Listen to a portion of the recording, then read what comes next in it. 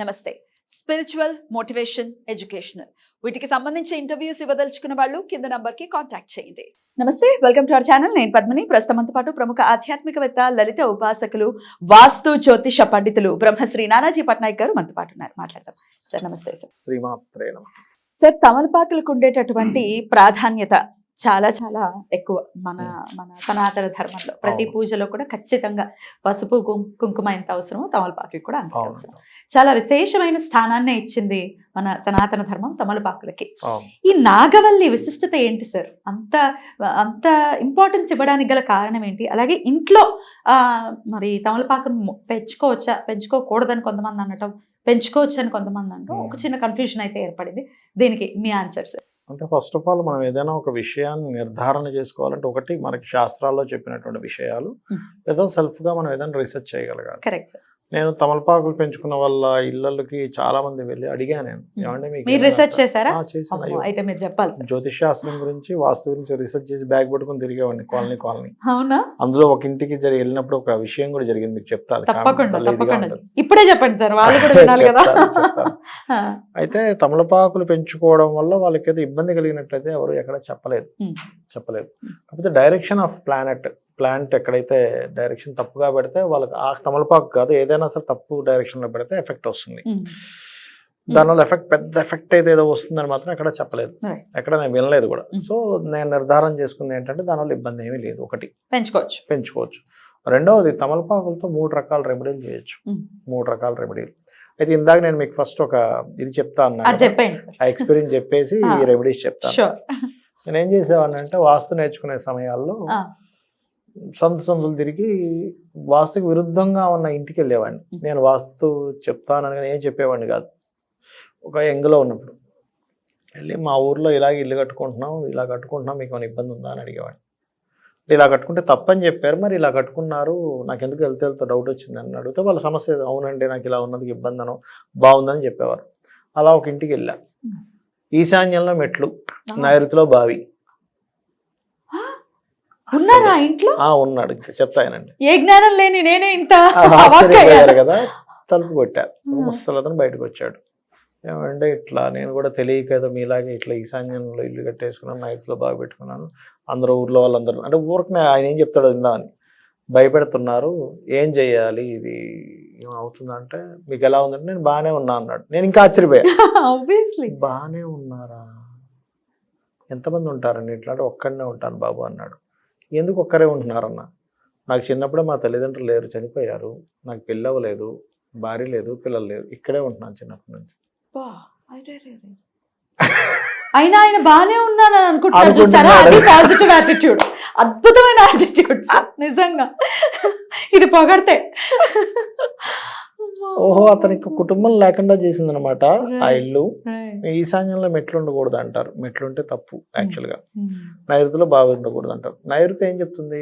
Family relations చూపిస్తుంది. అక్కడ water బావి ఉంటే ఉంది, ఫ్యామిలీ లేదు, కుటుంబం లేదు. మీరు అన్నట్టుగా ఆయన పాజిటివ్ యాటిట్యూడే, బాగానే ఉన్నాను అనుకుంటున్నాడు.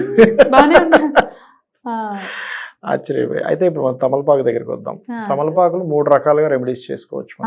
ఒకటి, తమలపాకు మీద ఇది అందరూ విరివిగా చేస్తూనే ఉంటారు, ఇది జై శ్రీరామ్ అని చెప్పని రాసి ఆంజనేయ స్వామి స్తోత్రాలు చదువుతూ ఒక్కొక్కటిగా కనుక చేస్తున్నట్లయితే, చిన్నపిల్లలకు కనుక అలా చేస్తే కనుక వాళ్ళ జ్ఞానం పెరుగుతుంది, ఆత్మశక్తి పెరుగుతుంది. తెలియకుండానే వాళ్ళు పిరికిగా ఉండడం, లేకపోతే ఏదో ఒక రకమైనటువంటి మందబుద్ధితో ఉండడం. ఎందుకంటే మనకి జయ హనుమాన జ్ఞాన గుణసాగర అంటూ ఉంటారు. జ్ఞాన గుణసాగరం ఆయన దగ్గర ఉంది, అందుకని అంత జ్ఞానం పిల్లలకు వస్తుంది. ఒకటి, అలా చేయించడం వల్ల పిల్లల్లో ఉండేటువంటి అధైర్యం పోయి ధైర్యం పెరుగుతుంది, జ్ఞానవంతులు అవుతారని చెప్పి అలా చేస్తారు. ఏది 108 తమలపాకుల మీద జై శ్రీరామ్ అని రాయిపించి పిల్లల చేత రాయించాలి. ఎప్పుడు కూడా ఏదైనా ఒక పూజ కానీ చేయించేటప్పుడు వాళ్ళ చేతే ఆ పని చేస్తూ చేయించాలి. అప్పుడు ఏమవుతుందంటే వాళ్ళకి దాంట్లో ఇన్వాల్వ్మెంట్ పెరుగుతుంది. మనం ఏదో అన్ని రెడీ చేసేసి నువ్వు చేయనా అంటే ఆడ ఎలా ఉంటుందంటే ఇలా చేసి ఇలా వెళ్ళిపోయేటట్టుగా యాంత్రికంగానే ఉంటుంది. ఉంచాలి. అదొకటి. రెండవది ఏంటంటే, ఎవరికైనా బిజినెస్ సరిగా సాగట్లేదు అనుకోండి, మీరు చూడొచ్చు, బుధవారం రోజు ఇంకా బాగా పనిచేస్తుంది. నార్మల్ రోజులైనా కూడా పనిచేస్తుంది, పనిచేయదని కాదు. చక్కగా తమలపాకుల్ని మనకి తోరణాలు కడతారు చూసారా, Hmm. అలాగా తోరణం లాగా తయారు చేసి వాళ్ళ షాపుకి కనుక కట్టినట్లయితే అక్కడ నుంచి ఇంప్రూవ్మెంట్స్ స్టార్ట్ అవుతాయి. Right. ఎందుకంటే బిజినెస్ కారకుడు బుధుడు. బుధుడి యొక్క ప్రెజెన్స్, బుధుడి యొక్క ఎనర్జీ పెరుగుతుంది అక్కడ. Hmm. అలా చేయొచ్చు, మీరు చూడొచ్చు కావాలంటే. Hmm. అదొకటి. Hmm. అయితే ఇది ఈ ప్రక్రియ చేసేటప్పుడు కొంచెం మంచి తిథి రోజు చేస్తే మంచిది. ఏ తేదీ సార్? బుధవారంతో కూడుకుని ఏదైనా సరే, పౌర్ణమి కావచ్చు, పాడ్యమి కావచ్చు, విధియా తదియా, పంచమి, సప్తమి, ఏకాదశి, ఈ తిథులు మంచివి. Right. దశమి, ఏకాదశి కూడా మంచిది. Right. ఇక మూడవది ఏంటంటే, ఇది చాలామందికి ఒక భావన ఉంటుంది. ఏమిటది అంటే, నేను చెప్పింది ఎవరు వినట్లేదు, నేను చెప్పే ప్రతి దాంట్లో తప్పు పడుతున్నారు, అవతల వాళ్ళు నా మీద ఫైర్ అవుతున్నారు.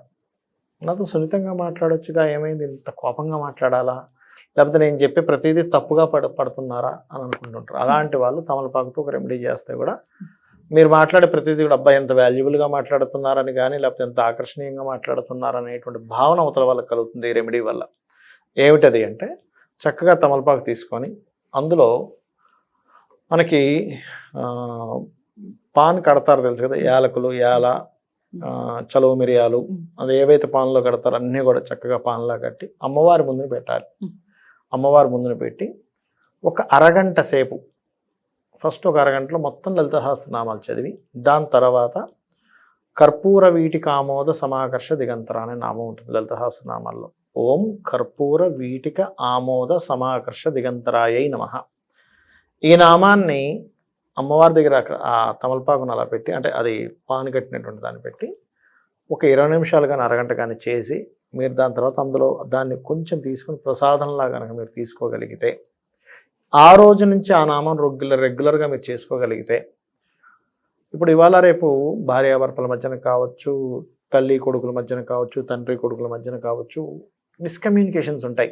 నేను చెప్పింది పిల్లవాడు వినడం, తండ్రి బాధపడుతూ ఉంటాడు, ఎప్పుడు నసబెడుతున్నాడు అని పిల్లడు బాధపడవచ్చు, లేదా భార్యాభర్తల మధ్యని అసలు మాట్లాడరండి. నేను చాలా కేసెస్ చూస్తుంటా కదా, ఆఫీస్ నుంచి వస్తారు ఏం మాట్లాడరని, ఏ మాట మాట్లాడినా చిరాకు పడుతున్నారని. ఇది ఫస్ట్ తొలగిపోతుంది. ఇలా ఎన్నాళ్ళు చేయమంటారు సార్? ఇద్దరి మధ్యన సత్సంబంధాలు మెరుగయ్యే వరకు కూడా ఒకసారి కనెక్ట్ అయిపోయింది బాగుంటుంది. మీరు చూడొచ్చు, ప్రాక్టికల్గా చూడొచ్చు. ఇది ఓం కర్పూర వీటిక ఆమోద సమాకర్ష దిగంతరాయ నమః. దీని నామ అర్థం ఏమిటంటే, అమ్మవారు తాంబూల చరవణం చేస్తూ ఆ యొక్క సువాసనలు అన్ని లోకాల్లోనే అబ్బా ఏమి సువాసన అనుకునేలా చేసిందట. రైట్ సార్, అద్భుతం సార్. అయితే మొక్క కూడా నిస్సందేహంగా ఇంట్లో పెట్టుకోవచ్చు.